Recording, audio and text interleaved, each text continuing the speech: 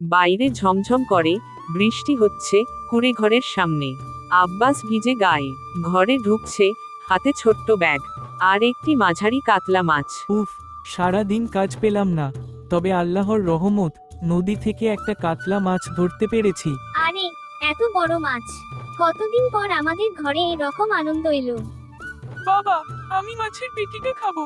অনেকদিন ধরে মনে মনে খেতে চাইছিলাম। রান্নাঘরে মাটির চুলোর সামনে রুকাইয়া হাঁড়িতে মাছের ঝোল রান্না করছে।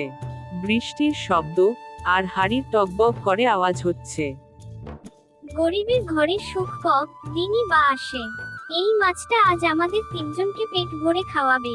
রুকাইয়া, মাছটা শুধু খাবার নয়, এটা আমাদের পরিশ্রমের ফল, আশা আর বেঁচে থাকার শক্তি।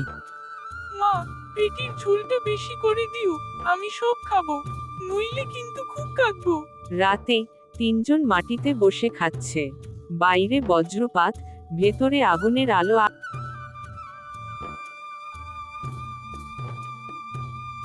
আজকের এই ভাত আর মাছের ঝোল যেন রাজাদের ভোজ মনে হচ্ছে। আমরা গরিব বটে, কিন্তু একসাথে ভাগাভাগি করে খাওয়ার আনন্দই সবচেয়ে বড় সম্পদ। আমি পেটিটা খেয়ে ফেললাম, এখন আর তোমাদের দেব না। হি হি।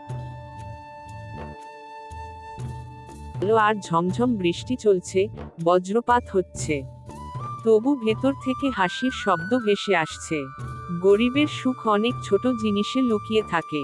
একটা কাতলা মাছের পেটিও যখন ভাগাভাগি করে খাওয়া হয়, তখন সেটাই সবচেয়ে বড় আনন্দ।